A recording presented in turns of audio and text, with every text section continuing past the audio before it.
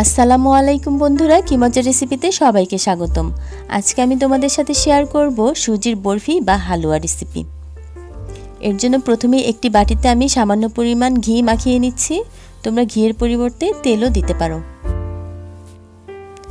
আর এখানে একটি কড়াই গরম করে এর মধ্যে 1 কাপ সুজি আমি মিডিয়ামের থেকেও কম আঁচে অনবরত নেড়েচেড়ে 8 থেকে 10 মিনিটের জন্য ভেজে নেব।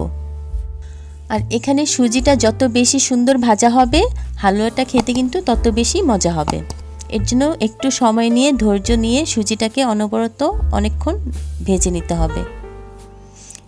এই তো সুজিটা কিন্তু ভাজা হয়ে গেছে। দেখো সুজিটা কিন্তু অনেকটাই ঝরঝরে হয়ে এসেছে। এখন এর মধ্যে দিয়ে দিলাম ছোট্ট একটা এলাচ, দারচিনি আর তেজপাতা। আর দিয়ে দিলাম 2 টেবিল চামচের মতো ঘি। তোমরা চাইলে ঘিয়ের পরিমাণটা আরও বাড়িয়ে দিতে পারো। এখন ঘি আর সুজিটা আরও 8-10 মিনিটের জন্য খুব ভালো করে ভেজে নেব।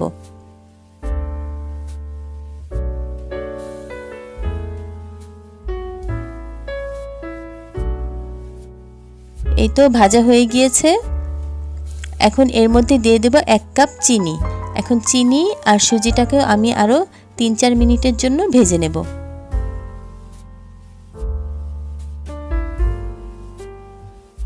এই তো ভাজা হয়ে গেল। এখন এর মধ্যে আমি দিয়ে দেব 1/2 টেবিল চামচ গোলাপ জল। গোলাপ জলটার কারণে সুজিটাতে অনেক সুন্দর একটা ঘ্রাণ হয়, যার কারণে সুজিটা খেতেও অনেক ভালো লাগে।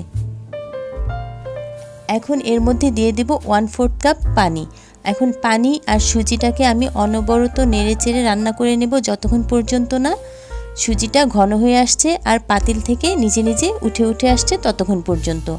এই পর্যায়ে চুলার আঁচটা অবশ্যই মিডিয়ামেই রাখতে হবে।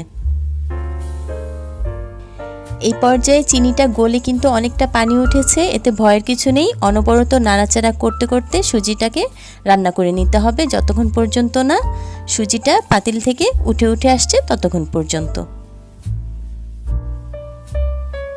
এই তো তোমরা যদি একটু নরম খেতে চাও এই পর্যায়ে নামিয়ে নেবে, আর যদি শক্ত খেতে চাও তাহলে আরেকটু রান্না করে এই পর্যায়ে নামিয়ে নেবে।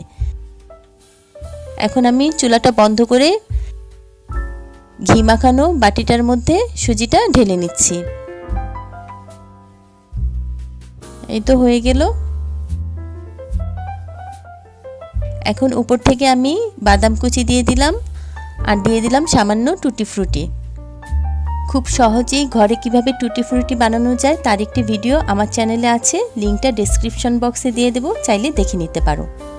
টুটি ফ্রুটি দেওয়া হয়ে গেলে একটি চামচ দিয়ে এভাবে হালকা হালকা করে চাপ দিয়ে টুটি ফ্রুটিগুলো আর বাদামগুলোকে বসিয়ে দিতে হবে, আর উপরটাকেও সুন্দর করে সমান করে দিতে হবে। এখন একটু ঠান্ডা হওয়ার জন্য অপেক্ষা করব। সামান্য একটু ঠান্ডা হয়ে আসলে আমি হালুয়াটাকে আমার পছন্দ মতো শেপ অনুযায়ী কেটে নেব। আর বেশি ঠান্ডা হয়ে গেলে তখন হালুয়াটা কাটতে অনেকটাই সমস্যা হয়ে যায়। এই তো এখন অপেক্ষা করব পুরো ঠান্ডা হয়ে আসা পর্যন্ত। এই তো ঠান্ডা হয়ে গিয়েছে। এখন আমি হালুয়াগুলো উঠিয়ে পরিবেশন করে নেব। রেসিপিটা ভালো লাগলে ছোট্ট একটি লাইক দিয়ে দেওয়ার অনুরোধ রইল, আর আমার চ্যানেলটা সাবস্ক্রাইব করে আমার পাশে থাকারও অনুরোধ করছি সবাইকে। আজকের মতো তাহলে খোদা হাফেজ। সবার জন্য অনেক দোয়া আর ভালোবাসা রইল। ধন্যবাদ সবাইকে।